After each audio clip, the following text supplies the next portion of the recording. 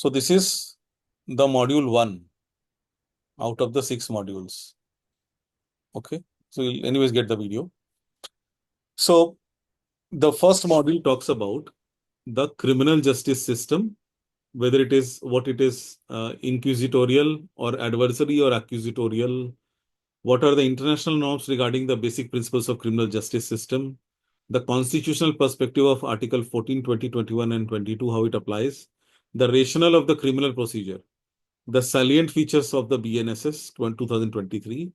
The organization of the police, the prosecution, and the defense. And the prison authorities, duties, their function, and powers. So all of these. Then object, scope, and significance of Bharatiya Nagarik Suraksha Sanhita. The definitions under Section 2, the hierarchy and power of criminal courts, and powers of police officers and aid to magistrate, and the police, public prosecutors and their functions. So last 6, 7, 8, we have already covered in our initial sessions with you. So we'll have to fill in 1 to 5 now first. Right? So because this 6, 7, 8 was already covered in the previous lectures. If you go back and see, so those were already covered. What are the criminal courts? What is the session court? And blah, blah, blah. So everything is there. Only thing what has changed is the concept of the metropolitan magistrate is no more there as per BNSS. Everything has remained same. So everything what we have learned from the previous videos about the CRPC, from that you just exclude from your mind the concept of metropolitan magistrate. So that is something which is removed now. There is no metropolitan magistrate which is mentioned in BNSS now. So let's start with the first point, criminal justice system, inquisitorial and adversary. So as the name says itself, it gives an indication what is an inquisitive mind, a mind that asks questions, an adversary where you are put in an accused and a victim situation, and that is how it runs. So the criminal justice system, which is very crucial for address the criminal and administering criminal matters and administering justice in those cases, the various countries, they run in a various different ways. They operate under very different systems. So primarily, which could be divided into two parts, which is inquisitorial system or the adversarial system. Now, to understand this, basically, we need to understand very first, before we get into BNSS and the sections further, this is something which is very, very important. Now, in inquisitorial system, which is mostly in some European countries, for example, in France, in Germany, and other places. So this has a characteristic of active judicial involvement in investigating the facts of a case. So in the system, basically, it is very active participation of the judge. The judge plays a central role. They gather the evidence, question witness, and determine the course of inquiry or trial. So they are themselves involved, whatever required in those judgment and to delivering that justice, they themselves are very much involved. So the key feature is in inquisitorial system, the judges themselves are involved. They have a very active role. So they conduct the investigation themselves, maybe with some support, and they are responsible for examining witness. In the current in Indian systems, which is acquisitorial, you see the judge is somebody who's sitting as a neutral party. He just looks and ensures that the law is followed by both the parties. But he is not somebody who will go ahead and ask the questions normally in any examination, etc. Now, there is a less emphasis on advocacy. So advocacy takes a backseat in those kind of systems. So the adversarial system, very less reliance is on the advocacy from parties. So basically, the judge guides the proceedings. So the judge is the central to those kind of proceedings, and judge is the one who decides who will answer what, and he works on the fact finding as well. So primary objective is to ascertain the truth through the judge's inquiry. And countries, as I said, mostly which use are France and Germany. And there is a process, inquisitorial process, which is applied. And the judges which are involved, are in part of the determining the guilt, determining the innocence, and everything else which is required to deliver the justice in that particular system. So, in fact, the judicial officers are also very different. As I've stayed myself in Germany for many years, so the officers who are required to be doing this are not like actually like the judges how we have. They do not actually operate the way the judges operate, sitting in a court on a bench, and then you are two parties starting to argue in between and in front of the judge, and the judge is questioning if he sees somebody diverting from the established process of the code, etc., etc. No, in those countries, how we have is there are special marshals who go on the street. They are trained in law, they are trained in policing, and they themselves go on the street, and they are actually somebody who would also at times being arresting the person.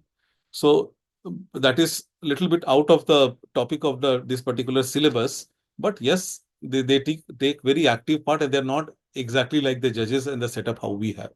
So this is inquisitorial system, what is followed in those countries. While what we have is adversarial system, which is predominantly found in common law jurisdictions. And there are two opposite parties. There is a neutral judge, there is a prosecution, defense, and the argument happens in as much as impartially through a judge, or in some places still with a jury. No. So the judge normally happens, as I said, as a neutral party who oversees the proceeding and ensures that it happens in the right way. It is basically party driven. When it is party driven, then it is advocacy driven as well. So the parties are, when we say party, which includes the advocates also from both the side. So the every party is responsible for presenting the evidence and making the arguments reflecting a competitive legal environment. So that is a something which is a very important factor, is they bring a competitive legal environment in this kind of a setup. And the burden of proof lies with the prosecution to establish guilt beyond a reasonable doubt. The moment you make a system party based, there is one of the parties who will have the burden of proof. And in this case, it goes to the party who is the prosecution. Mostly, mostly. There are some diversions also in some specific acts, but it is mostly. For example, as I mentioned earlier in POXO, the prosecution, the by default, it is understood that the person's guilt is there. It need not to be proved. The respondent has to come back and prove in this situation. So, but mostly the guilt is the burden of proof for the guilt is on the prosecution. So, it is mostly used in most of the countries, including India, UK, Canada, United States. So these places we have emphasizing role of representing the clients, etc., etc. So that is where what is the difference between inquisitional and adversary or accusatorial, as we say. So if nutshell, if I have to go back and if I have to talk about what points are comparatively different, so the role of the court. First point is role of the court is different, where the inquisitorial system, the court role is active in investigation and fact finding, while an adversarial, the role of the court is neutral, overseeing the competing parties basically. Then from the role of parties perspective, the less emphasis is on advocacy. The judges guide the process themselves. While in adversarial system, it is a competitive presentation and competitive arguments, etc. It's a competitive legal system which is there. From burden of proof perspective, it varies. Court leads the fact discovery, and at the point wherever the court turns their head to ask to either of the parties, that's where it shifts. While it is on the prosecution's shoulder in the adversarial system.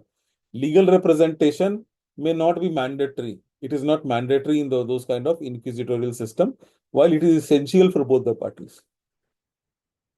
Even in person can be done. Focus perspective, if we say from focus perspective, it is establishing the facts through judicial inquiry in case of inquisitorial system, while for adversary or accusatorial, It is a competitive legal system. So winning the case for respective parties is the focus. So one has to win through the arguments, etc. So basically, what we're saying is the two main models are inquisitorial and adversary accusatorial, and the system prevails mostly in France and Japan, the first one, while most of the world lies into the adversary accusatorial side. And the differences what we have mentioned. So this is about the criminal justice system of inquisitorial and adversary system. Then we come to international norms regarding the basic principles of criminal justice system, constitutional perspective of Article 14, 20, 21, and 22. So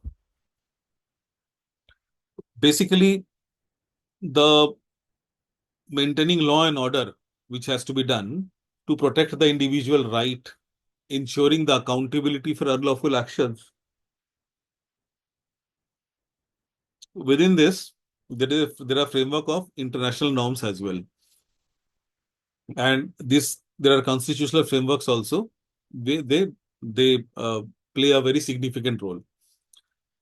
So, international norm perspective, if we see, there are certain important uh, headers under which it falls, the criminal justice, which has to be not in an oversight when the country runs their criminal justice system. So when we talk about international norms, it comes at the country level. So the countries have to follow those norms, which are foundational standard aimed at promoting the right treatment of both the parties, protecting the human rights, and administrating justice impartially and up to the extent the punishment has to be done where it is agreed as a standard internationally.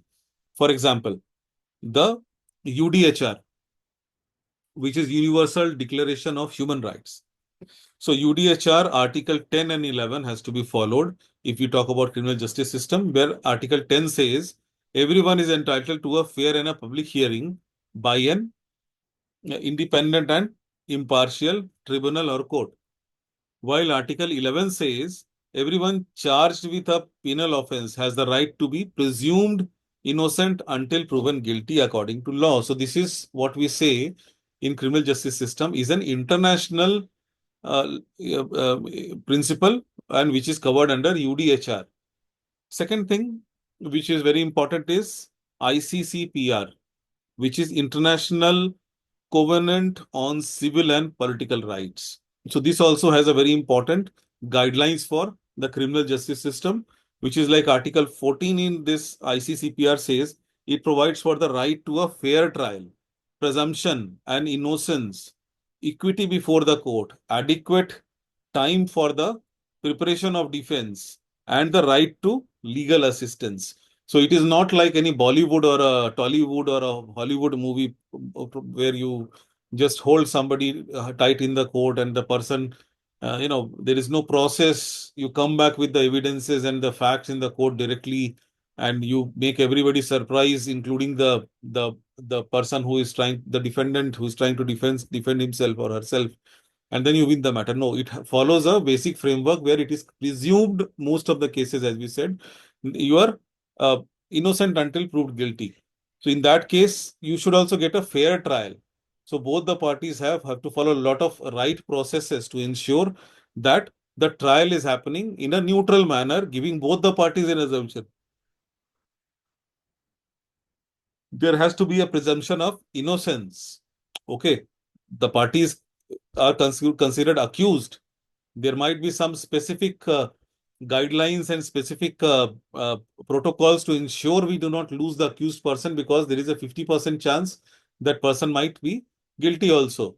So those protections are available, those restrictions are available, but then the dignity and the safety of the person is also has to be taken care, that the presumption of innocence in most of the cases is there, and the equality for in front of the court has to be done.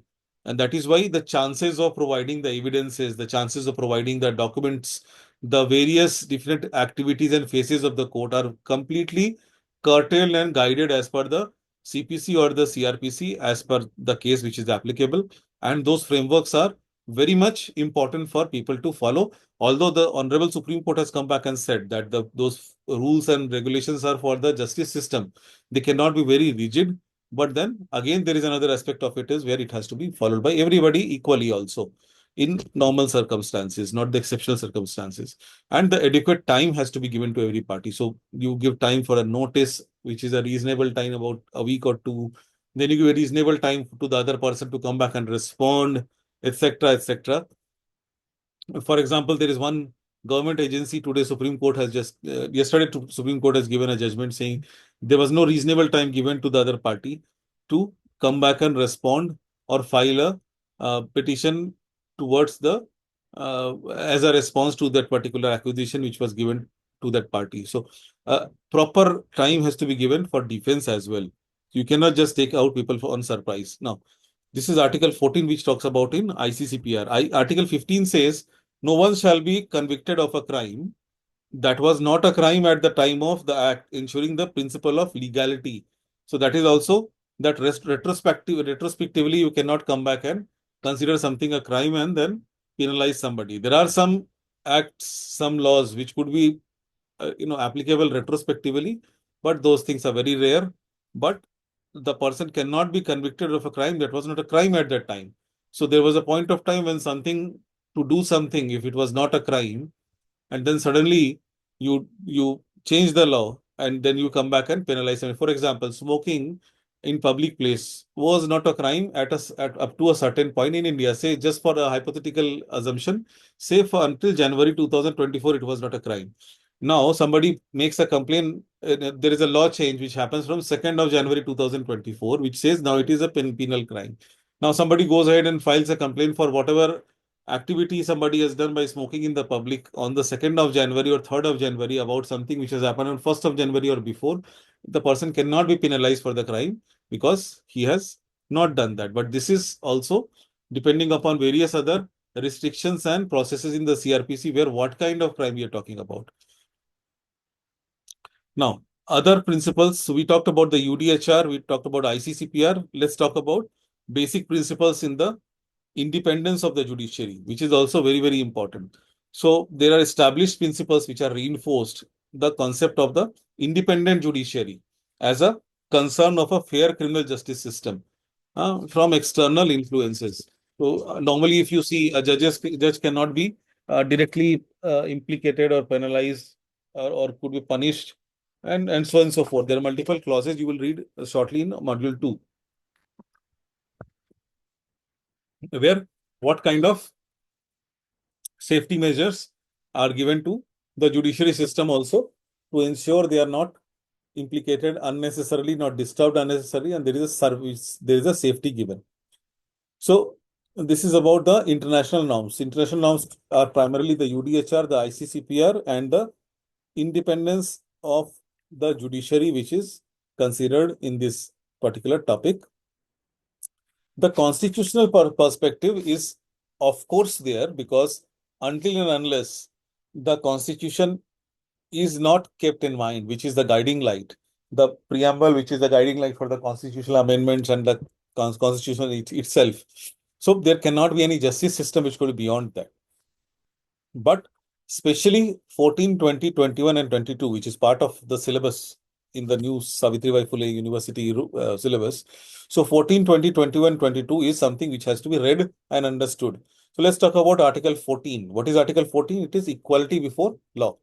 So interpretation is the article mandates that every individual is equal before the law and prohibits any discrimination based upon religion, age, caste, sex, or place of birth.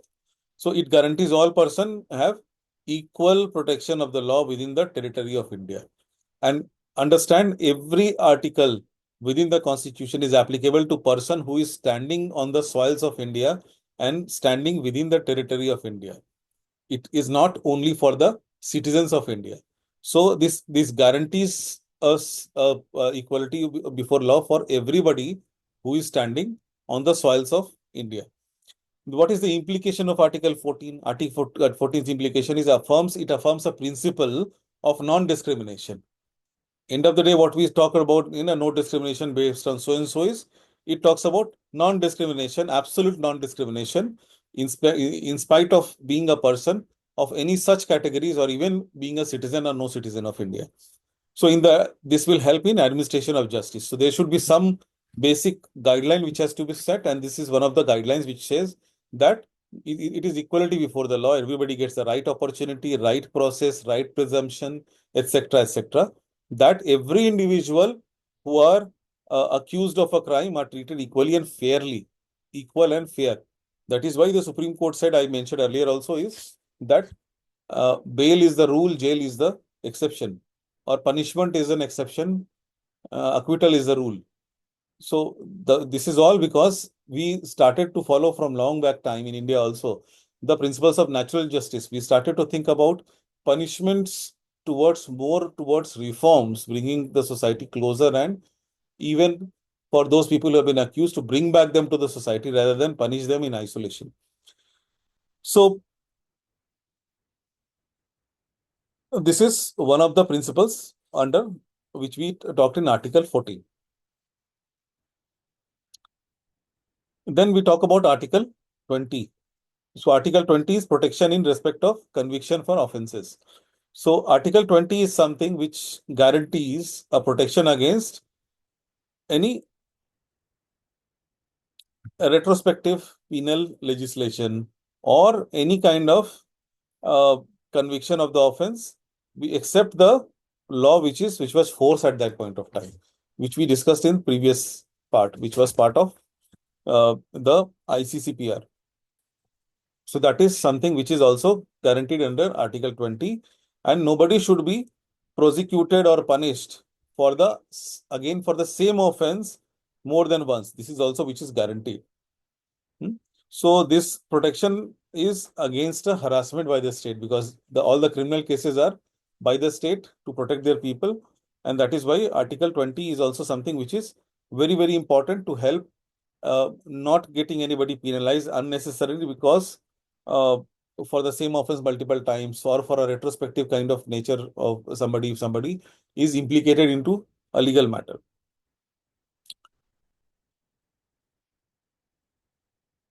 Article 21, which is protection of the life and personal liberty. This is also very, very important. So, which is a fundamental right, and this ensures that no person will be deprived of their life or personal liberty except according to the procedure established by the law. So whatever law says, how much time the person can be brought, what time the person could be brought into the police station for an inquiry, how the procedure of arrest has to happen, how the person could be kept under the custody of the police, and how long, within how many hours the person has to be presented to the nearby magistrate, how much time the person could be behind the bars, and the person could not be even for a single day behind the bar, or even half a day, if he is not supposed to be. So this is a fundamental right of life and personal liberty, which is guaranteed by personal liberty guaranteed by Article 21. And it can only happen otherwise by the established process of law. If the established process of law say this has to happen, under the prescribed limit, it can happen. So this is very, very important. And this is also very, very important for fair trial, legal aid, privacy, and adequate living conditions of people as well, so that people are uh, aptly put into the machinery up to the level where they need to be punished or reprimanded. And then let's talk about the last article, which is Article 22 in this sequence. 14, 20, 21 we have seen. Now 22 is protection against arrest and detention. And this is something which is uh, the right of the arrested person. So it says, if we go into the various case laws and try to understand the implication of Article 22, it talks about the rights of the arrested person.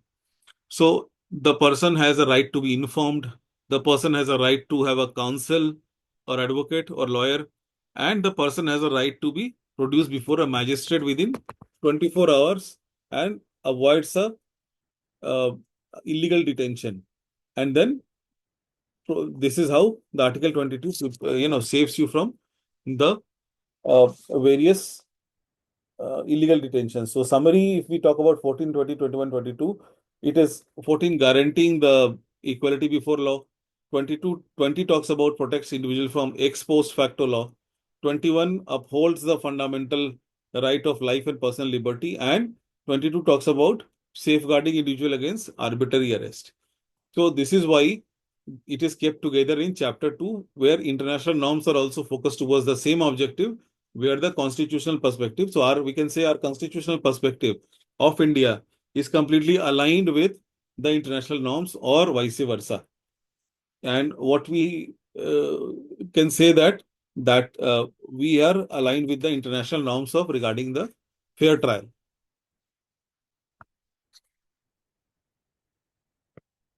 Let's come to the chapter 3, which is the rationale of criminal procedure, salient features of the BNSS, and the organization of so and so authorities and their duties, function, and powers. Now, the rationale behind a criminal procedure is to establish a fair and a just legal system. That is the rationale behind a criminal procedure. Otherwise, why there will be a procedure?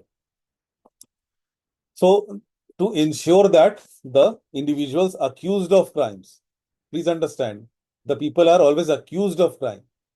Like Supreme Court has recently mentioned yesterday or day before yesterday in a matter saying, if there is a previous clash between both the parties, there are two parties, and there is a possibility there is an enmity between the two parties, it does not always mean that there is a certainty of some kind of conspiracy between the parties. There might be also false allegation angle which has to be kept in mind. So an accused in general or accused in a situation also where there had been enmity for long time or for short time, there is a person is called accused.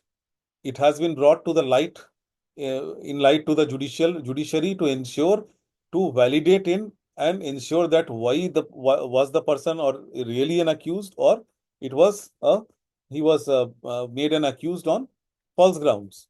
So that is why the accused word is very, very important. So it becomes far more important then to think about the rights of an accused than of only thinking of the victim.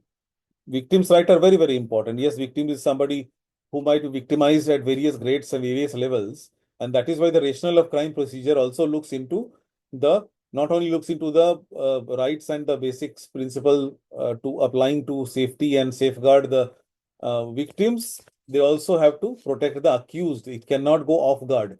That the rationale of criminal procedure can go without touching that. So accused is also, their safety is also, the criminal procedure sensitivity is also very, very important. So their rights are also very, very important. So BNSS has tried to include a lot of such kind of things into the existing criminal procedure previous to 2023 application of the new law, before application of the new law, and it has brought significant legislative amendments, measures, etc., to bring this kind of reform in the criminal justice system, to bring in a right balance where the person who needs the support gets immediately. The evidences which are put has to be sound and crisp. The processes of investigations are good. The victims are protected and safeguarded immediately. That's places where the victim has to get support without any procedure, without any delay that happens. But the accused is also safeguarded, and the police is also not just able to put cases after cases mindlessly, but they also do it with the right procedure of a pre-validation as well, which also has a recent guideline given by Supreme Court on the same direction. There was a clear guidelines given of pre-FIR investigation in the Supreme Court in the recent judgment. I think that also 2-3 days back. This week only, this 2-3 very important things have happened. So this discussion, what we'll now have about the rationale of criminal procedure, salient features of BNSS, includes all those things, where we look into the criminal justice system, including the police, prosecution, their roles, etc., etc. Now, the rationale of the criminal procedure, what we should have, and what we have the rationale is protection of rights. So it cannot be devoid of a right of it cannot divide of the recognizing the rights of the fundamental rights of the accused as well. So both the parties, their protection of rights is something which is very, very important, rational, which has to be, which is part of the criminal procedure. Then safeguarding the public interest. There are certain rules which has to be part of the any criminal procedure, and it has to be rational of it to ensure a public safety is also taken care, and the public in general, the common issues and those public safety and order, those things has to be upholded and this is also very important that such a rationale of the criminal procedure should include the public interest uh, uh, angle also, where it is also helping to deter such criminal activity, the procedure. Then, of course, none other than the ensuring justice is something which is very, very important. The rationale of any criminal procedure cannot be beyond giving the justice. Why we don't say ensuring punishment? Why do we say ensuring justice? The reason we want to have a fair trial and have a justice on either of the parties being validated right and wrong, and then accordingly they have to be punished. So punishment or remission comes later. What is important is ensuring justice. Then it has to be very clear and predictable. The criminal procedure, if it is not clear, it is not recorded properly as per procedures with the proper timelines, with a crystal clear understanding, and if does not become predictable, in that case, it's very dangerous criminal procedure. So it has to be very clear and predictable. And that is also one of the rationale which is included in the criminal procedure. So the individuals, the law enforcement agencies, and even in that case, the judicial officers, they have to be very, very clear and know predictable, very predictably they know what are the things, the right obligations and the procedures around such kind of a criminal procedure. So all those things are kept in mind while they redesigned the criminal procedure and named it as BNSS 2023. With this, we'll come to the topic of salient features of BNSS 2023. What are the salient features? There might be there are a lot of discussions which has happened. I think 16th or 15th or 16th amended version is the final version of BNSS, which we see now. So when it was at a bill level, there were 15th or 16th iteration of the draft, which was finalized by help of various parties who are considered a micro presence of the whole country. Of course, the legislature takes the front seat. So there are some notable features which are introduced by BNSS. Let me mention a couple of them. So the important ones are updates on the procedural law. So the procedural laws are updated. So a lot of procedural laws which were available have been updated also. So some were antiquated procedures are moved aside, and thus depending upon societal needs, those procedures have been removed and updated. It has become very simplified. Then what is the other feature apart from bringing the update to the procedural existing procedural law? Second thing was focus on victims' right and equal focus on the accused's right. So restoration, rehabilitation of the victim is something which is part of the priority of BNSS, that their voice is heard, they get their life restored, their rehabilitation angle is taken care. While on the other hand, they also have ensured in BNSS that the accused right are also taken care. Next salient feature is enhanced powers for law enforcement. I mean, there is definitely some kind of noise around that as well, that police and the administration has got multitude of new powers and extension of some powers, which is done in this BNSS. But as we are talking about salient features only at this point of time, yes, this is one of the salient features to streamline the investigation process. So all this was done to streamline the investigation power. So they are granted enhanced power to conduct investigation, including provisions for collecting evidence, conducting searches, executing warrants, keeping people detained for longer time. So all those things are enhanced powers given to the law enforcement, which is one of the salient features. Other salient feature is accountability mechanism. So there has been an accountability mechanism which is established by BNSS. So there are checks and control on law enforcement, stricter accountability of measures for the police behavior. including guidelines for their conduct during the investigation and interaction with the public, is specifically mentioned in accountability. This was something which was a noise for a very long time about police and their behavior when they meet and reach people in general is not very pleasurable. So that is something which is now completely mentioned very clearly within the BNSS scope to put a check and control on law enforcement. And this is also done by the next salient feature, which is the technological integration. So technological integration has been a very important salient feature where the law enforcement, the judicial process, etc., are promoting the efficiency and transparency, and the investigation has to be recorded and blah blah blah. Many such things have been added, which is the technological integration within the criminal procedure. So we talked about the various salient features is the update to the procedural law which has been done. Some old ones have been discarded. There is a focus on victim right as well as on the accused right. There is enhanced power for the law enforcement. There is an accountability mechanism and check and control on police and the other authorities. And there are technological integration which has happened part of uh, the new criminal procedure law, which is the BNSS, and some this old one has been discarded as well.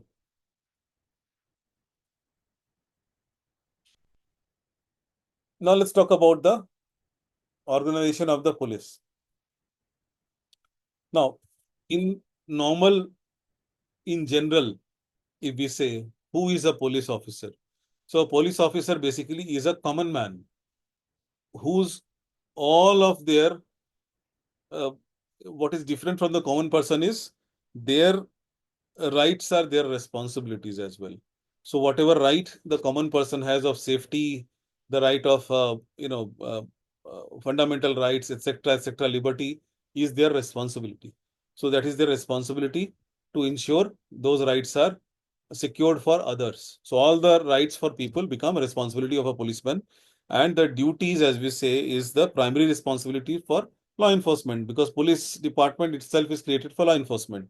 So law enforcement is something which is a primary duty, which includes preventing crime, maintaining public order, conducting investigations, and apprehending the offenders. Apart from that, the function perspective, the police has to conduct something very basic things like the patrols so that the people are aware of their presence, which is again a deterrent. They respond to the emergencies, they collect the evidences, they collect the complaints, they interview the witnesses while investigation, and they engage with community to promote safety. So police role is not only for technical reasons of the criminal laws. Their role is also from community perspective. They have to come back and help the society wherever their hand could be lent. For example, to support female safety, senior citizen safety, child safety. So all those things you have. For example, for female safety and for senior citizen, we have daminis. For the schools and colleges, we have kakas, police kakas. So all those things are therefore that is also a function of police. From power perspective, police has a power to arrest people, conduct searches, and seize evidences when operating under lawful authority. And they have some special rights on to arrest under cognizable offenses if it is happening in front of their eyes to even execute that without any permission. They don't need a permission. That's their nascent role to ensure law and order is maintained.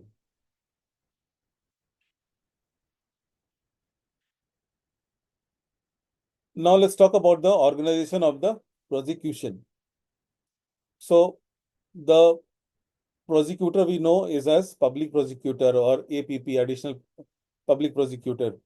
So this is led by the public prosecutor, which is who represent the state in the criminal proceedings. So he is the advocate who stands from the side of the state in every matter from the side of the prosecution in criminal matters, which ensures that the justice is served. And there are juniors also, which are called as assistant public prosecutors, which are nothing but a junior to and reporting to the public prosecutors. So there is a directorate of prosecution. If you go to the courts, you will see the DGP office, which receives all the warrants, summons, etc., and that that becomes a connection between the court and the outer world, which receives or relays such notices and warrants and messages or files on behalf of police officers, police stations, etc. So, what is a DGP office? That is nothing but an office where the Director General of Prosecution sits there, and that office is called Directorate of Prosecution and the DGP office. So, many of the states have this specific role. Maharashtra has got, which is called Director General of Prosecution, who oversees the prosecution services. So there is a proper office where a DGP sits. The DGP here is not the Director General of Police; it's the Director General of Prosecution, who sits there is nothing but a public prosecutor, and who looks into the policy making, training, organizing, distribution of work, etc., etc., for all the public prosecutors under that jurisdiction. So that is something about the primary structure of the prosecution. So functions of the prosecutions are basically filing charges. They evaluate the evidences to determine where sufficient ground exists to file criminal charges. They do the trial representation on behalf of the state. They work with the investigating officers to ensure they receive every information, or if something needs to be done further, those asks are sent to the police department, and they also take part in the plea bargaining if it happens, if a accused is wants to get into that. So that is about the structure of the prosecution. While when you talk about the organization of the defense in our um, accusatorial or adversary legal system, the structure and the role of the defense counsel is basically these are the attorneys, lawyers who can either be privately retained or appointed as a public defender. So for this, people who are unable to afford legal services, so they might work privately. They can be having clients who pay them, who work for them, who take instructions from those clients, and then they help them get the justice. So the primary role is to protect the rights of their clients, which could be accused also. So normally, if the accused is, uh, if the prosecution is represented by state, the accused needs somebody, and that somebody is the defense. So what is the function of the defense in that case? Legal representation, very first thing. So in the organization of the defense, the very first element, which is the function of the defense, is the legal representation. So defense lawyers provide a critical legal counsel support throughout the judicial process of that matter, advising their client to claim the legal rights and potential outcomes in a legal way. In a legal way is very, very important. Now, the second role of a defense is also to evidence and witness management. So, evidence and witness is managed. They scrutinize if it is sent by somebody else, the other party. They gather the evidences if required to present to safeguard their clients. They cross-examine the witness to see if they are actually could be trusted or not. And they present the counter argument to support the accused defense. It is not only the role of the defense to ensure their parties are acquitted. It cannot be always the matter that the defense's role is only to ensure the party to whom he or she is representing, the role is to acquit them. No, the role is also to ensure that they get the right proportion of punishment, and they're not punished for something which is beyond what they have committed. So that is something very, very important. They are also a very important party in the plea bargaining, where if something is proposed by the state and if they want to be represented through the defense, they could defense and get the plea bargaining properly done under the guidance of an expert. And the primary purpose is to minimize the penalties for these accused. Because in plea bargaining, you have to accept your guilt. And once you accept your guilt, you have to bargain in a way that you minimize the guilt up to the extent where it shows bare exactly what was done. And then you can, once you have quantified the size and amount and the uh, scope of the guilt, then only you can bargain for the only that point of the guilt to be considered into the penalty side of it.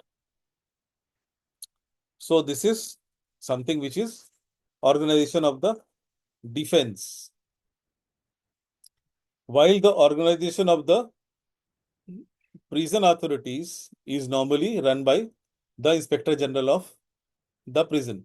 So the topmost for a state is the IG of the prison who sits there, and then further hierarchies depending upon the headquarter and various districts. It has to be different DIGs who manage, and then the various superintendents of the jails are working at the ground level with the assistant superintendents. So, what is the primary important role of a prison authority is in the organization of prison defense. When you say organization of defense, organization of policing, organization of prosecution, in this subject, we do not mean the hierarchical structure of that particular department. What we are talking about, why they are organized and how they are organized with the purpose for which they are organized. So, in terms of the duties, function, and power, how they are organized. So, duties and responsibility of the prison authorities primarily is management of the correctional facility. So, it is not the main role of the prison authority to go and beat the prisoners or make them feel they are a prisoner and put them under physical torture, etc., etc. The primary role is of management of correctional facility. So, a jail is nothing but a correctional facility where we believe the people has to be put up to certain point of time with a certain kind of punishment given to ensure they are corrected, their behavior is corrected by repenting or giving a thought back. So that is why the quantum of punishment is decided depending upon the kind of some kind of guilt somebody has demonstrated. So this correctional facilities, jails are called correctional facilities. So they oversee the operation of the management of the correctional facility. And what are the main important correctional facilities? Management things are including the security, number one. If you are putting behind 2,000 criminals or accused or people who are convicted behind the bars, the very first thing is they will break the law and to release themselves initially from the hands of the law. So that's why in either kind of intrusion or escape, security is the primary concern, then order. If you have all the world of people who have come inside convicted for crimes, there is quite a chance there might be disorder. So maintaining an order and the welfare of inmates. So people who are inside, they have hardly any option to take care of themselves. They are devoid of any kind of social interactions, services they are used to. They are devoid of any care, etc. And that is where the welfare of the inmates are also is a responsibility of duties and responsibility of the prison authority and part of the organization of this. Then what is next important thing is rehabilitation programs. So there are many rehabilitation programs like allowing the young ones to study, get into some kind of vocational programs or open jails where they are kept with the family members, just like an open village. So all those many programs of vocational stuff, etc. Educational opportunities, sometimes mental and yoga, mental activities, yoga activities, etc. are part of the rehabilitation program. The purpose of the rehabilitation is to first keep out their mind from the shock from which they have just gone through by landing in the jail, and then try to rehabilitate back in them into the society, equipped with some kind of knowledge which will help them to settle back in the society once they are released. So that is about the salient features of the BNSS, the police, prosecution, defense, and prison authorities, their duties, function, and power. Let's now move to chapter number 4, which is Object, Scope, and Significance of Bharatiya Nagarik Suraksha Sanhita BNSS 2000. So, what are the object? What is the scope? And what is the significance of BNSS? So, BNSS represents current in time, comprehensive attempt to reform and modernize the criminal justice system in India. As I mentioned in one of the previous lectures, any criminal law or any law in that say is nothing but a reflection of the current right and wrong, morality and immorality of the composition of a society. So, this is a current comprehensive attempt to reform, modernize the criminal justice system in India, and the legislation which has created this new procedure, BNSS, they aim to enhance the safety, security, and rights of citizens while addressing a contemporary challenge faced by the law enforcement, the very contemporary issues what were faced by law enforcement, the legal system, and even by the person seeking the legal remedy or being accused in the legal system. So, what are the objects of the BNSS? Number one, enhancing citizen safety. So, BNSS were conceptualized in this way by understanding a thought of an objective of enhancing the citizen safety. So they came back and said the procedures are outdated and they are not helping us to look into the most of the new age challenges. And that's where the enhancing citizen safety. Then the streamlining the police procedures, investigation procedure, etc., will nothing but it will help in enhancing citizen safety. So the primary objective of BNSS is bolster, which is making it strong, the safety and security of citizens, ensuring that the individuals can live free from fear of crime and harm. And if they're by establishing a very clear legal guidelines and enhancing law enforcement practices through BNSS and to foster an environment where citizens feel protected. Second objective of BNSS is streamlining the legal process. So the legal process has to be streamlined properly, which was due for a very long time. It was a very outdated, out of time law which was running earlier. So streamlining the legal procedure was also very, very important thing to be done. And the legislature seek to improve the efficiency and effectiveness of the criminal justice process by streamlining it. They introduced reforms aimed at reducing the delay in the legal proceeding and ensuring timely justice delivery with a very clear representation from all the parties, and with the police putting a very clear investigation methodologies and digital based incepted technologies to ensure whatever they do is transparent. So it's a clear procedure for starting from taking complaints, making an arrest, investigation, trials, and punishment, etc., etc. Then third objective is promoting transparency and accountability in itself also. So it brought a lot of judicial involvement and a lot of new rules to ensure a transparency is instilled and accountability on the law enforcement officers is also ensured. Otherwise, uh, that becomes at times difficult to manage the law enforcement officials. The other objective, fourth one, is protecting the individual right. So BNSS thinks not only from protecting up to the whatever possibility the rights of the victim, it does takes care of the rights of the accused also in case of arrest, detention, investigation, search, etc., etc. The lines are drawn very clearly, and the executors have to be aligned and stuck to that kind of a system to ensure they do not go beyond that. So what is the objective? We talked about enhancing the citizen safety, streamlining the legal process, promoting transparency and accountability, and protecting the individual rights. Now, coming to the scope of Bharatiya Nagarik Suraksha Sanhita 2023, the scope could be of the very purpose for any criminal procedure will stand, which is coverage of the crime and offences.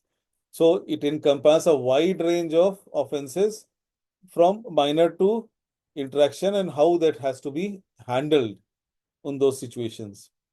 It is applicable, the scope is also applicable to the law enforcement agencies, how they operate, how there could be check and control, etc., etc.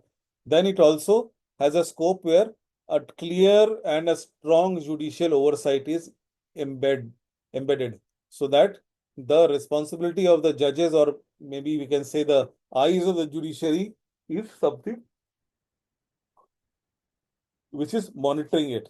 And then integration of technology is something which has become in the scope of the BNSS.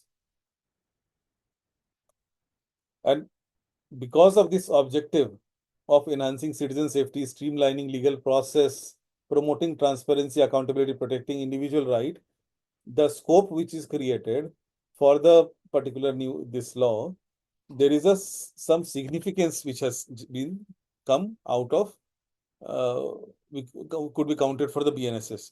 So it is why it is what BNSS is important, because it reforms the it has a reformative impact on the criminal justice. It is nothing but a reform which was planned for the criminal justice system, which is nothing but the BNSS, and how it was planned and designed, researched, and configured was based on the principles of reformative impact on the criminal justice. That's a one of the significance. Now, it also clearly emphasizes the public awareness and participation in the legal process. So, there are multiple procedures, etc., which are defined to encourage a public presence also in the judgment delivery of the judgment system, criminal justice system. Then, support of the victims of the crime, which is also something which is a salient feature and which is a very significant factor of BNSS. And then it is all built on international standard compliance. So BNSS with the today's time, whatever we agree as a nation on the international standards, it is also brought into the four corners of the BNSS to give it a shape. So for chapter 4, object, scope, significance of Bharatiya Nagarik Suraksha Sanhita, if we say in nutshell, it represents a very significant legislative reforms in India's criminal justice system, and it is aimed at enhancing the overall framework for the law enforcement and individuals. So it is a very, very important reform in the criminal justice system, which is none other than the BNSS. Coming to chapter 5, which is definitions under section 2 of BNSS, there are certain definitions which are added, some are new, which we'll see. So a comprehensive framework, if it is there, any law depends upon the framework of the definitions around that. So there are specific definitions which are applicable depending upon how they are defined within that particular procedural law. And under section 2 of BNSS, this is defined. So the very first definition is of an accused, a person against whom a complaint or a charge has been made under this code is an accused, which is a part of the previous definition also. It is unchanged, and the standard definition is in continuity with the CRPC. Then administrator, who is an officer, which is appointed under section 105F, but this is an unchanged one. Bail is also unchanged, which is release of an arrest person from custody upon the execution of a bond, surety, etc. Child is any individual under the age of 18 years, which is picked up from BNS, because BNS in the definition has added the child as a somebody of under the age of 18 years. Court remains the same, while identity is a new definition which is added in BNSS under section 2. The unique characteristic that distinguished one person from another, encompassing name, age, address, and other pertinent personal details, is identity. Identity, why it is very, very important? We spoke in previous some sessions also about verification. So this emphasizes the importance of personal identification in the legal proceedings. So if you go and arrest somebody when you are supposed to arrest somebody else, or identity is not verified, so that becomes a very critical problem for the judiciary. And there was no specific definition around this in the CRPC to ensure the identity process. Although verification was part of CRPC, but identity was not part of it. Then witness remains same, but victim is a new definition. So victim is a new definition which says any person who has suffered harm, including physical, emotional, and financial, as a result of a crime is a victim.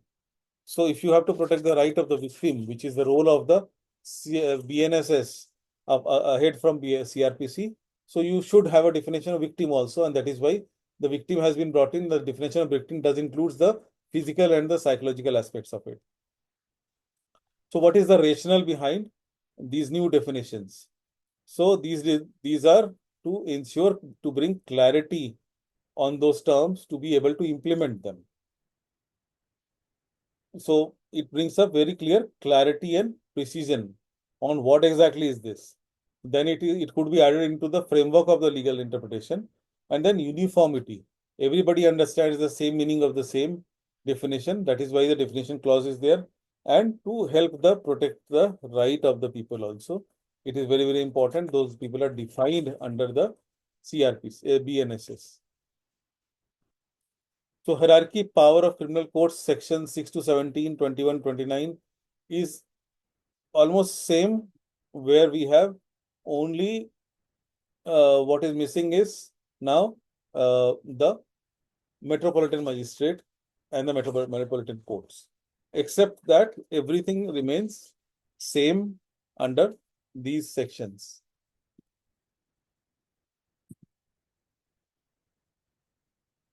So this module 2 is about jurisdiction of criminal courts and in inquiry and trials. This is only this much, module 2. So what is inquiry proceeding, general principles of jurisdictions of criminal court, powers of police, magistrate and court jurisdiction of court, sections 197 to 700, 209, and other inquiry exceptions of moving from court to court, complaint to magistrate, and inquiry proceedings before magistrates. So this is module 2. After that, 4 modules will be remaining. 6 modules is what encompasses the whole paper. So let's talk about the inquiry proceedings. So what are the general principles, etc.? So general principles of jurisdiction of criminal court, I think we have already covered, where we have court of session, the judicial magistrate, JMFC, first class, as we say, JMC, which is the second class, and the executive magistrate, etc., which is exactly same. So classes of criminal court is exactly same what we have studied earlier, which is given under section 6 in BNSS. It is covered under section 6. Then section 7 of BNSS talks about the territorial division.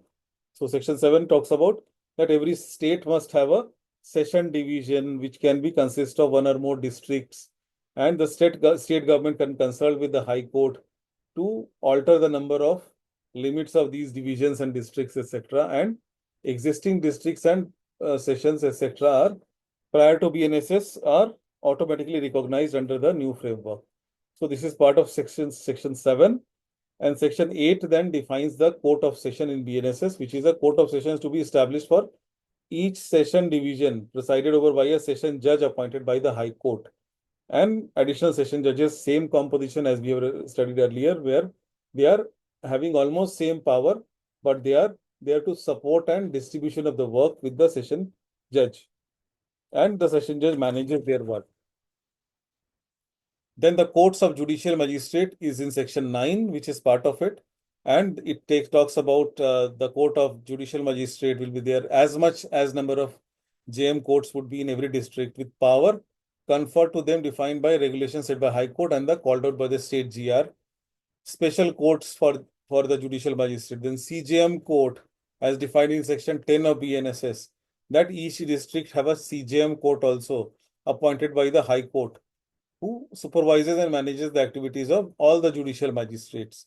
Then additional judicial magistrate, additional chief judicial magistrate we have learned last time, which is having power of the CJM, and the person helps and support in extending the work of the CJM or standing in her absence. Then local jurisdiction of judicial magistrate is defined under section 12, which says the local jurisdiction of a judicial magistrate can be defined by the chief judicial magistrate, but normally it is up to a district. Then subordination of judicial magistrate is defined under section 13, which talks about the hierarchy, where the CJM are the subordinates to the session judges and other judicial magistrate report to the CJM. So this structure supports a accountability efficiency, which is not changed from the last. Executive magistrate, we understood they are DM, ADM, SDMs, and other such which are appointed by the state to do primarily the administration of the law. So this is basically what is there as part of the criminal court and their structure. While the removal of the metropolitan magistrate has happened, so there is concept of metropolitan magistrate is gone away. So it has been replaced, and this simplifies the structure because there was unnecessary one or two sections more, three sections more to explain that and to maintain that, manage that, and reform the jurisdiction where it brought a clear hierarchy structure, removing all those clutter in between. When we talk about the power of the police, magistrate, and court jurisdiction, which is defined between section 21 and 29 of the BNS. So the powers of uh, the police, magistrate, and courts. In between, the power of court is defined between 21 to 29. These sections talk about the power of the courts first. So, jurisdiction and offense is defined in section 21, which says what are the tribal offenses. So, courts are empowered to try offenses based on the classifications they belong to as per the first schedule of the BNSS. And the jurisdiction extend to High Court, the Court of Session, and any other court specified in the schedule for criminal case management. Now, offenses under section 64 to 71 should be tried by a court presided over by a woman. That this, which is related to the sexual offenses, basically, and promoting the gender sensitivity in the judicial process.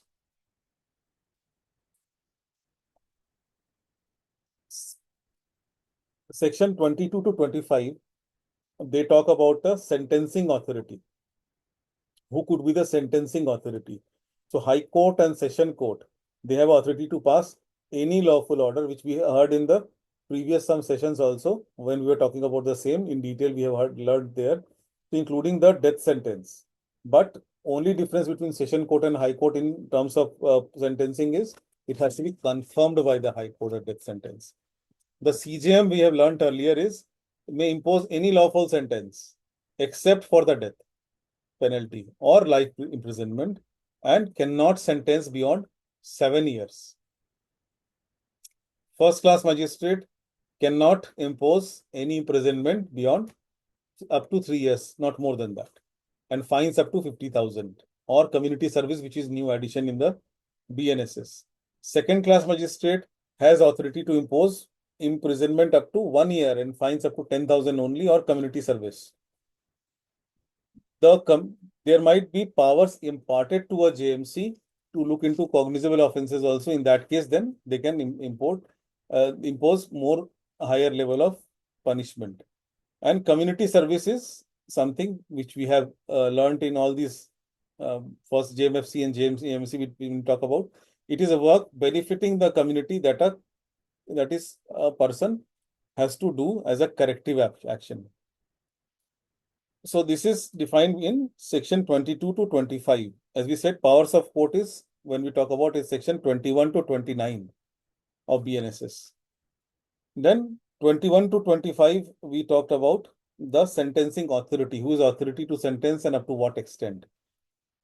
In between, the section 24 was imprisonment for default of fine. So if magistrate can impose a person a fine and there is a default on the payment of fine, this sentence does not exceed 1/4 of the term of the primary offense. So it has to be added on if the added amount of fine is not paid. Powers in case of successor remain same in BNSS, where the successors are empowered. While the power of magistrates, when we talk about magistrates, possess a judicial power. Whether it's a judicial magistrate that will hold a judicial power, and executive magistrate will hold an executive power. So they determine case based on the categorization and limit defined within the BNSS. CJM magistrate, the extent we have defined, while the power of police has been increased and the power is tasked with enforcing the law and maintaining public order, and have the authority to investigate offense, gather evidences, and to maintain law and order, to present people into the court. So the vast part of this particular chapter is to look into the chapter 14 of BNSS, which is section 197 to 209. So while the first part of chapter 1 is only a small discussion, the major part of chapter 1 is section 197 to 209, which we look into it now. So section 197, it says ordinary place of inquiry and trial. This is every offense shall ordinarily be inquired into and tried by a court within whose local jurisdiction it was committed, which is common sense also. So it says that the jurisdiction of trial of an offense. Now, when we start from 197 and when we go up to 209, we'll slowly see the exceptions in this particular standard statement, the normal statement. So 197 is the base section. Then we have varieties on this coming up in the further sections. 197 is the base section, which says ordinary place of inquiry and trial would be the person's every offense shall be ordinarily inquired into and tried by a court in the local jurisdiction it was committed. So where you commit the crime, it is investigated in that jurisdiction only. So a local jurisdiction is something which is normally considered. So every offense must be fundamentally inquired and tried by a court within the local jurisdiction where the crime has happened. What is the rationale of that? The rationale of that is this causes the convenience of the party, convenience to the court, and the local community's interest, plus it brings in the right level of law enforcement if it is required, based depending upon the local authority and knowledge. So what are the implications of section 197, which says the offense should be tried or inquired only in the jurisdiction where it has committed? So very first implication is the case management is easy. The prosecutors are defense attorneys, etc. All are local available. The police is locally available. Judge is locally available. And it prevents any kind of conflict of jurisdiction, because then you have a thumb rule of giving the first preference to the trial court, which is in the jurisdiction. So no other court can come back unnecessarily and get confused also if somebody goes and files there. So very first thing is when you file a petition, you always mention why this court is having a jurisdiction. So that is the reason you mention, and 197 says it has to be primarily the place where it has happened. Now move to section 198 of BNSS. It says number A, when it is uncertain. Now we have talked about 197 as a base, that we are sure this has happened here, and the inquiry and the trial will happen only where it has happened. Now we start to go into varieties. So 198 talks about when it is uncertain in which of several local areas an offense was committed, or where an offense is committed partly in one local area and partly in another, or where an offense is continuing one and continues to be committed in more local areas than one, or where it consists of several acts done in different local areas, it may be inquired into or tried by a court having jurisdiction over any of such local areas. So this is a composite position of a crime which is impacting more than one jurisdictions. And in nutshell, if we say, if that is the scenario, it could be tried in any of the jurisdiction. And what conditions were mentioned here? We are not certain in which jurisdiction it has happened. When partly it was done in one and partly in another part. When it was continuing in one part and then continued further in another part. Or when it was done in parts in different areas. So jurisdictional flexibility is given in that scenario, that the ability to determine the matter could be from any other areas. This is also a situation of dual, triple jurisdiction. So where an uncertainty of location is there, exactly the offense where has been committed, then you can pick up any of those jurisdictional area depending upon your choice.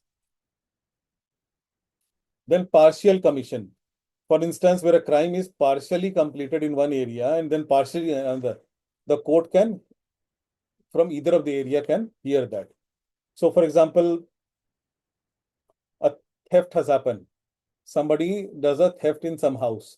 and that person then runs away from that particular district or jurisdiction and escape to the other area. And then he is staying there and he is keeping the goods of theft there. Trial can occur in either districts, depending upon circumstances. Continuing offenses, where offense can happen at multiple areas, they continue orchestrated from different locations, any area is fine. Multiple acts in various locations is also one option given, where it can, for example, human trafficking, where victims are transported through several areas across the country. Jurisdiction can be established by any of those states, districts, etc. Any jurisdiction. What is the implication of 198 then? Efficient case handling. It is not limiting us or confusing us that where should I go? I can go anywhere. Accessibility to justice becomes more, because now I have accessibility to all the jurisdictions where this crime has touched upon. So now the first variation is done, where there was a confusion or inclusion of multiple areas when we can try it at any other area. Section 199, when we move to the next section, says offense triable where act is done or consequences ensues. So when an act is an offense by reason of anything, if an act is offense by any law, by any prevailing law, or by any act, or any kind of negligence, any offense is created by reason of anything which has been done, which has been committed, and of a consequence which has ensued, and because of that a consequence has come out. So the offense may be inquired into or trial by a court within whose jurisdiction such thing has been done or such consequence has ensued. So because of this crime, if some kind of uh, consequences have come out, in that scenario also, that particular trial can happen in the consequence which has reflecting in the district, or the district or the area where state where the crime has happened. For example, if a person is assaulted, or there is a battery, or there is a mayhem, so the person is assaulted in one particular locality. Then the victim goes to the different locality and has a significant physical harm, and this is a consequence of the beating what is done to that person. So in the other locality also, for that locality, whatever the jurisdiction, the case could be instituted in that locality also. So what is the jurisdictional basis is, this could be on either the action where it has happened or the consequences where it sits. Either of the locality, it can be done. Situation allowing for border justification is act or consequence. So either of the situation happens, it can be tried in either of the jurisdictions. Practical. This is practical implication is convenience and efficiency. Why somebody who has got a consequence because of somebody, because of a crime committed by somebody, and the person will have to be forced to go back to the jurisdiction where the crime has happened. I could be sitting in the place where I should be, where I am getting the consequences, and I should be getting relief there also. So that is why that convenience is also given, and any legal ambiguity is also taken care, that different localities what can happen. It is very clear definition which is given there, that either of the places you can go ahead and get a relief. So this is the next variation. Otherwise, what is the baseline? Baseline is where the crime has happened, that is where the trial has to happen. Now, section 200 says, place of a trial where act is an offense by reason of relation to other offense. So where an act is an offense by reason of its relation to any other act, which is also an offense. For example, and if the doer were capable of committing an offense, doer was capable of doing an offense, the first mentioned offense may be inquired into or tried by court within whose local jurisdiction either act was done. So, for example, if a person aids and abets another person in committing theft, the first offender's act, he is aiding or abetting some kind of crime. while being involved in a conspiracy to commit the theft, the second offense, which is in a different jurisdiction. Jurisdiction for trying the aiding and abetting charge can be established in the locality where either the conspiracy took place or whether the theft was executed. So when the act in an offense by reason of its relation to any other act, so there was a relation to this offense of abetting or planning or aid. You there, Ashok? You can hear me, right? Okay. Yes, sir. We can. Okay, it crashed. I don't know which in between.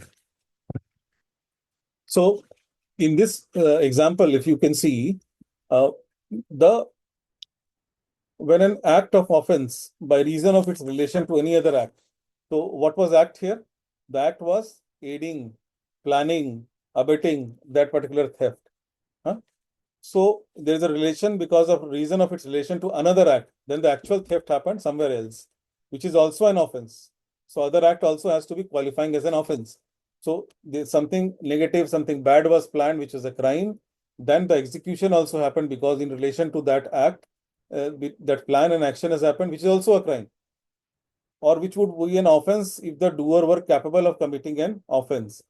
In either way, crime. The first mentioned offense may be inquired into or tried by a court within whose local jurisdiction either act was done. So first crime, which was not a crime in itself, right? So planning for a theft is something somebody could not be completely punished for if he does not executes that. So in that situation, if the planning has happened here and the execution has happened somewhere else, the trial when it happens, once the person is caught for the theft, the trial could happen in either of the jurisdiction uh, tried by court within whose local jurisdiction either act was done.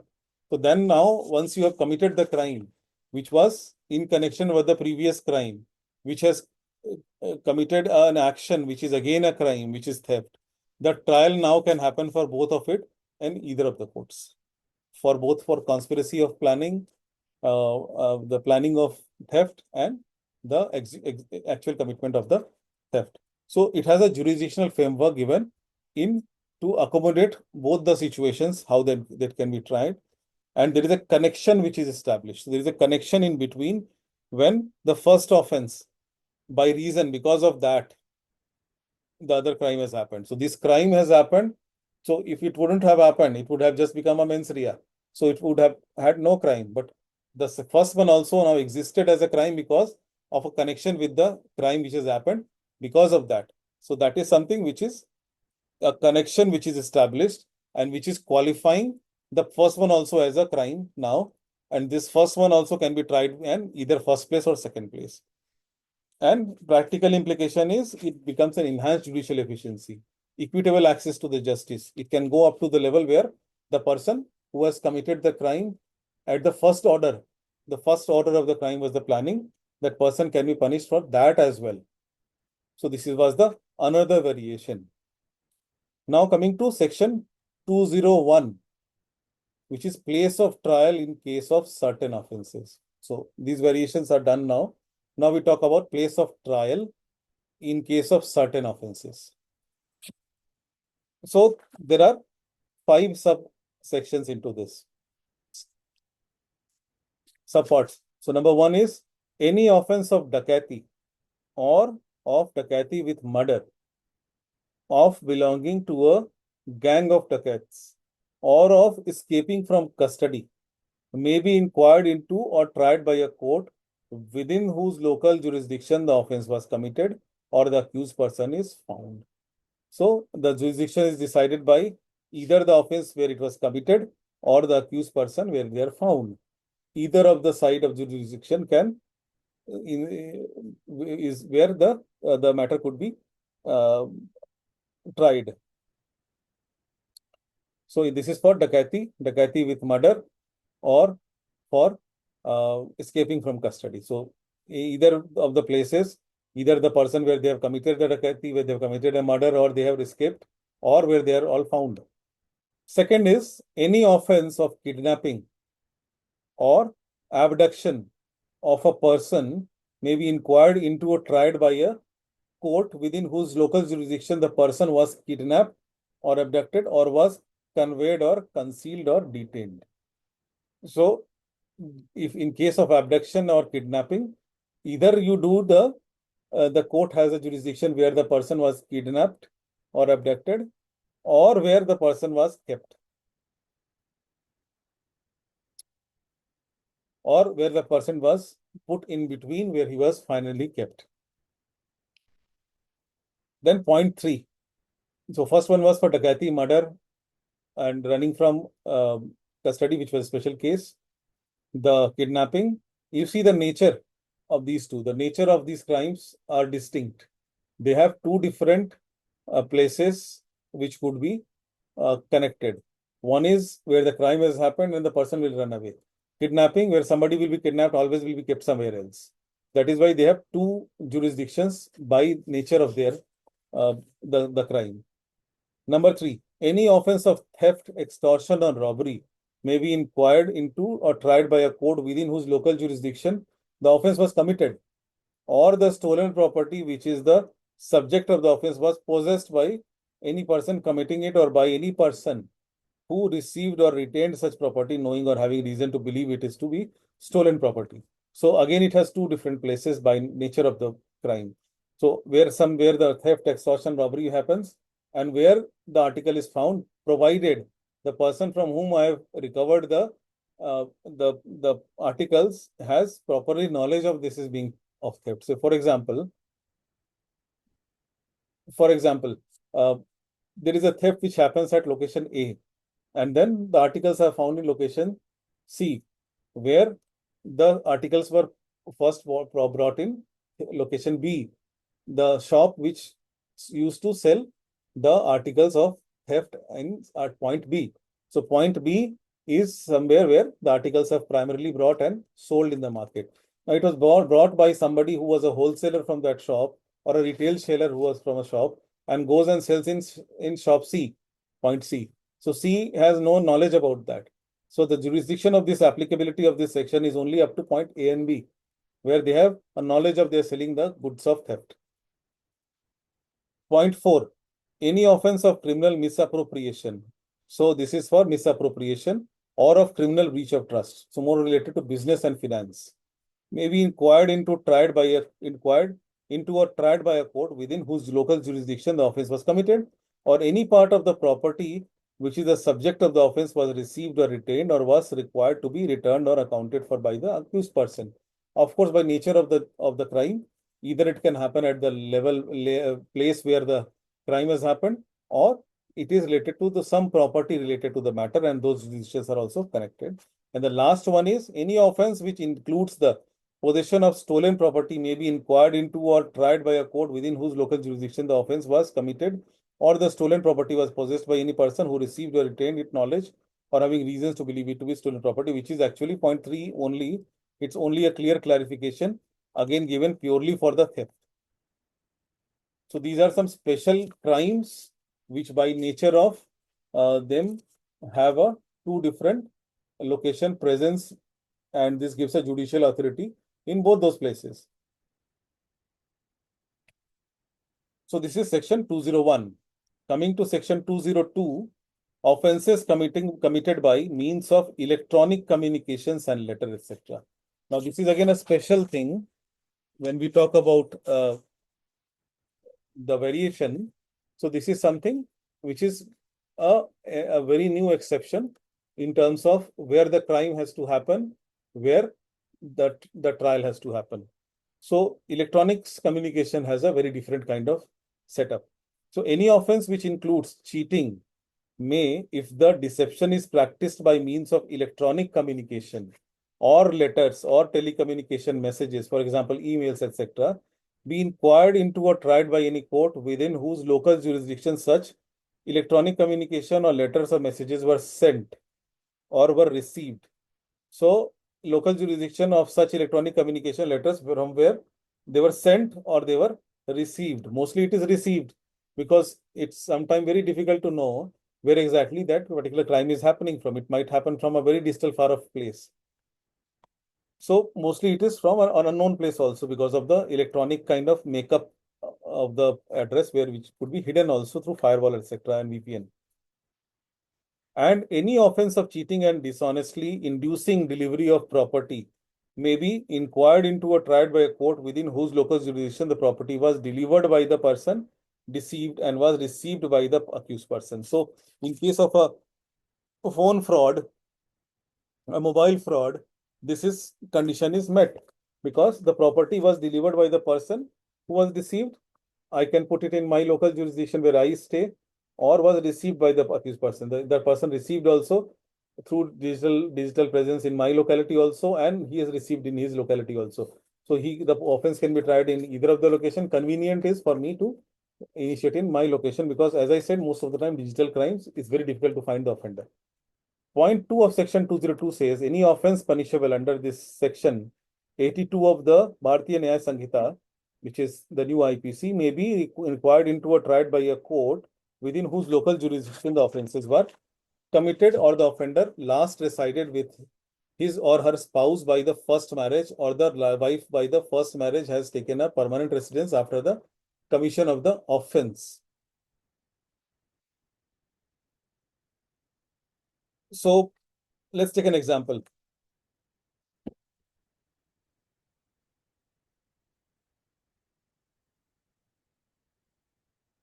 Say if a fraudster sends a deceptive message to a victim through an email, the trial can be held in any court where either party is located based on the communication's origin or destination. Through IP address, we can try. If a victim from city A receives a fraudulent message from an offender in city B, prosecution can happen in any of the jurisdiction, and the place where the offender last resided with his or her spouse by their first marriage or the wife by the first marriage has taken a permanent. So it is sometime happens is the people dissociate where their wife. So if there is a financial crime happens, the people do a fake divorce. In those cases, to plug that hole, this particular section was sharpened that even if your first wife who has taken a permanent residence in that area, that place also we can try. Because most probably you have made an arrangement that way. So what situations are covered is cheating through electronic means, and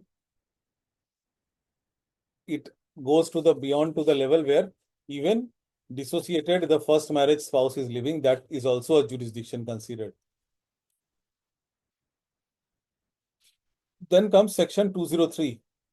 When an offense is committed while the person by or against whom or the things in respect of which the offense is committed is in the course of performing a journey or voyage, the offense may be inquired into or tried by court through an or into whose local jurisdiction that person or things passed in the course of the journey or the voyage. So in this journey or the voyage is a context. So an offense occurred when a person is traveling, for example, on a bus, train, ship, and when a thing such as property is being transported, that particular jurisdiction for prosecution can extend to any court that was jurisdiction over the area through which the person or thing passed during the journey. So assault occurs on a train traveling from city A to city B. The case can be tried either city A or city B or any other jurisdiction in between the route. So the person, as I said in the previous section, he was assaulted, he went to his own jurisdiction, it could be tried in his jurisdiction also, in the assault jurisdiction also. Say in between A and B, there is an X station where the person has to come down and he has to stay there because he was not well anymore to travel up to point B. It can be tried there also. So any jurisdiction in between also is a jurisdiction where it can happen. It gives a further flexibility to get the legal remedy and access to justice. It cannot be denied to the person by saying you belong to B, so you go to B, or it has to be tried in A because you are assaulted at point A. It could be tried at any point, any court in between A and B. Section 204 says place of trial of offenses trialable together. So where the offenses committed by a person are such that he may be charged with and tried at one trial for each such offense by virtue of the provision of section 242, 243, or 244, the offense or offenses committed by several persons are such that they may be charged with and tried together by virtue of the provisions of section 246. The offenses may be inquired into or tried by any court competent to inquire or into or try any of the offenses. So what does it say is there is a jurisdictional framework where sections 204 outlines the provision of the trial involving the multiple offenses committed either by a single individual or by multiple individuals. The section is designed to enhance judicial efficiency and coherence in handling cases where offenses are related offenses done by single person or multiple persons together.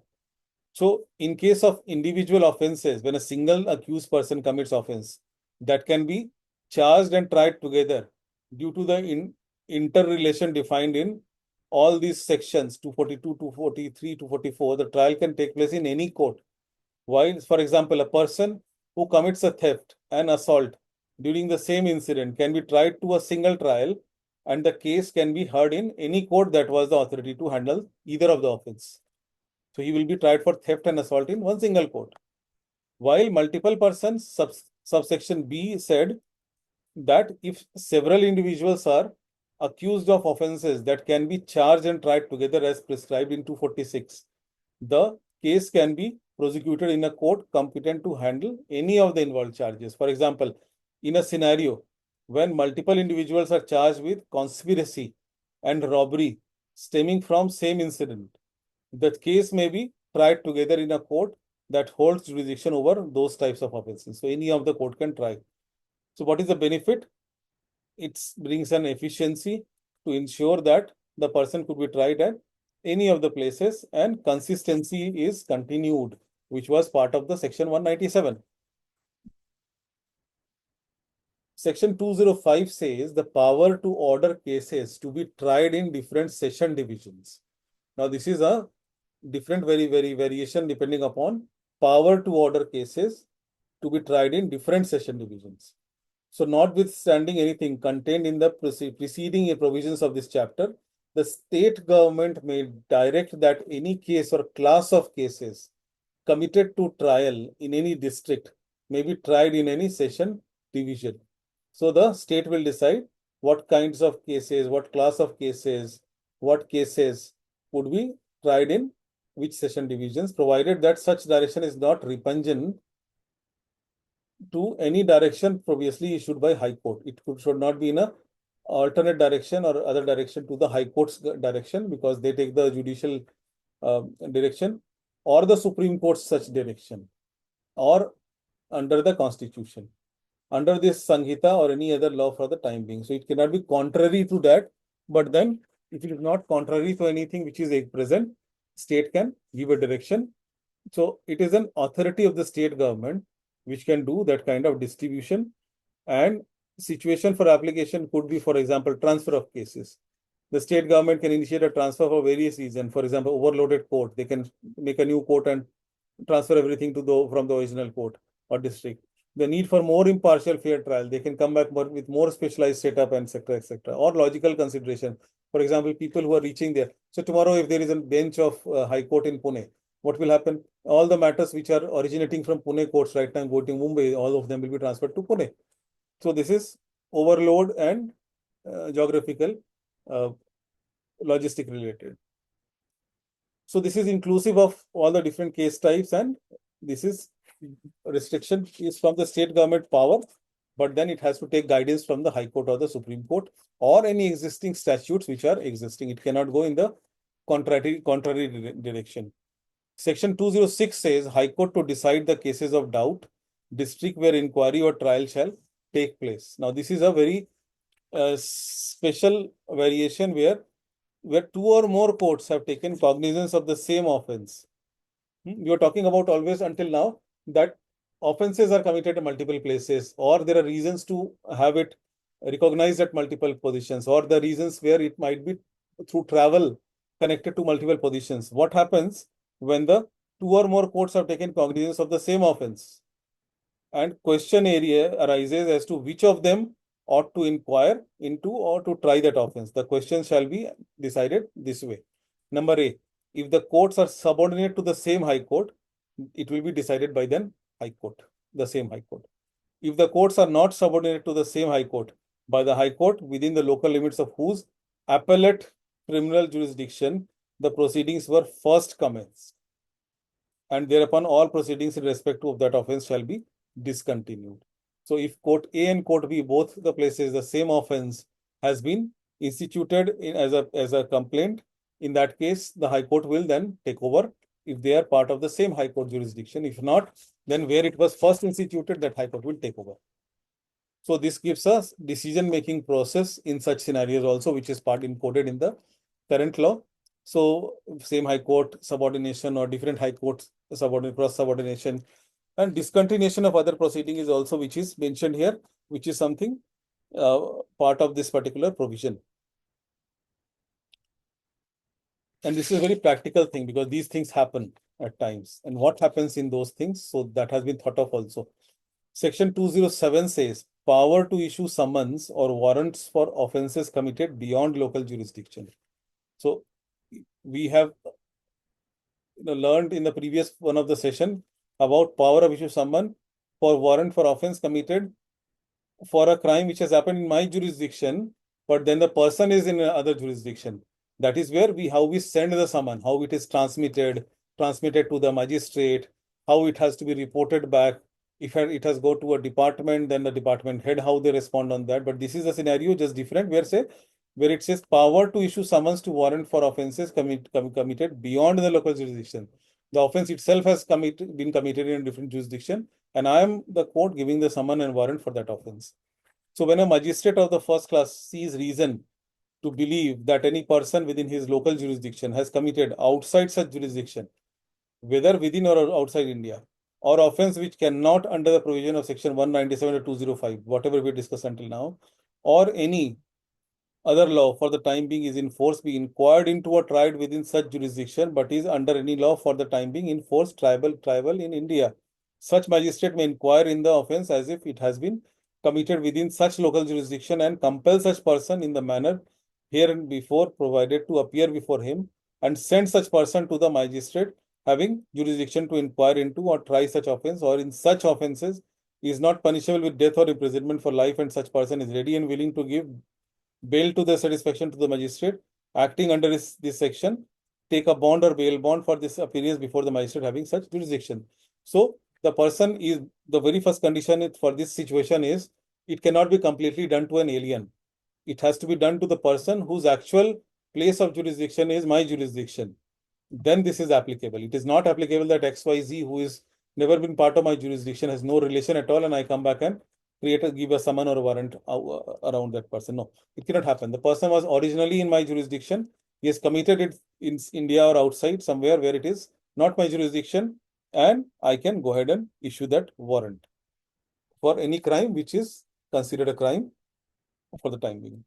So when there are more magistrates than one having such jurisdiction, and the magistrate acting under this section cannot satisfy himself as to magistrate to or before whom such person should be sent or bound to appear, the case shall be reported for the orders of the High Court.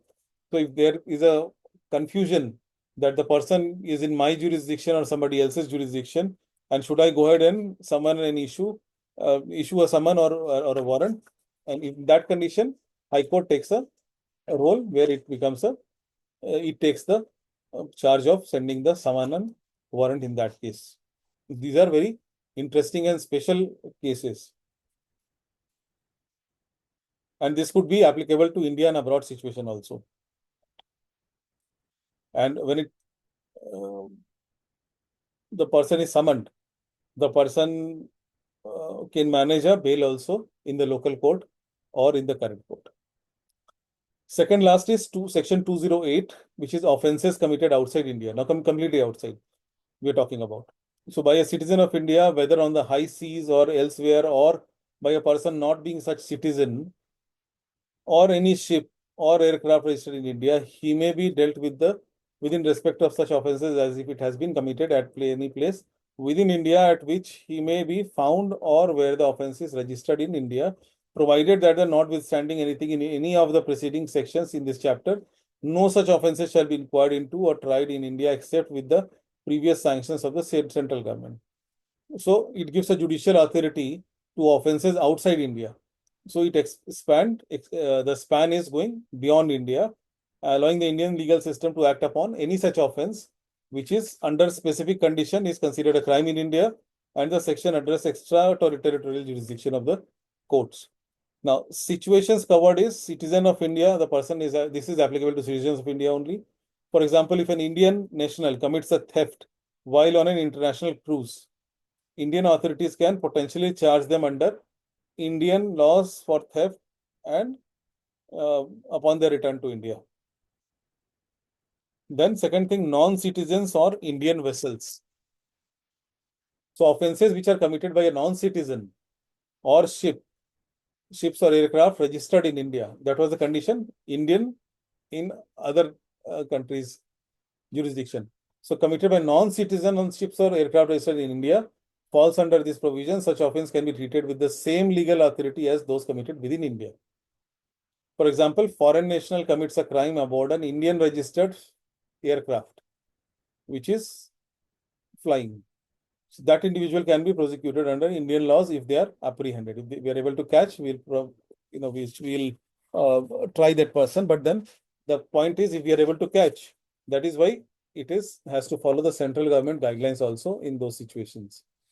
So this is a legal treatment of the offenders even when they are out of jurisdiction, physical jurisdiction of the country, and prohibitions on any kind of running away in such situations happen. And the last section in this chapter is section 209, which is receipt of evidence relating to offence committed outside India.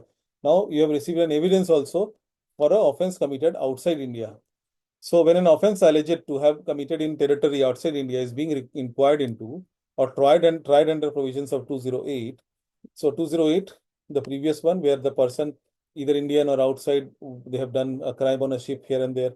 The central government may, if it thinks fit, direct that copies of depositions made or exhibits produced, either in physical form or electronic form before a judicial officer in or for that territory or before a diplomatic or consular representative of India in or for that territory shall be received as evidence by the court holding such inquiry or trial in any case in which such court might issue a commission for taking evidence as to matters to which such depositions or exhibits relate. So what is the context? Context is it outlines the procedure for accepting evidence related to offences that are alleged to have occurred outside India and are being dealt with under section 208. This is a particular relevant when Indian courts are involved in proceedings where the actions in question taken place by foreign jurisdiction or by foreigners in Indian ships or vessels. Second thing is this is an authority of the central government, which is called out in this provision where the central government grants the direction to direct the specific types of evidence for outside India which can be taken out and how. Types of evidences which are part of it is either depositions or exhibits. Either you record testimony of a witness or you bring in all the exhibits, physical or digital. So, for example, if a witness gives a statement in a foreign court related to an illegal crime involving an Indian citizen, the statement may be accepted as evidence in Indian court also. So this creates an evidence acceptance process. Now, chapter 2, 3, 4, 5 are remaining. I think we can do it tomorrow. I'll pause the recording now.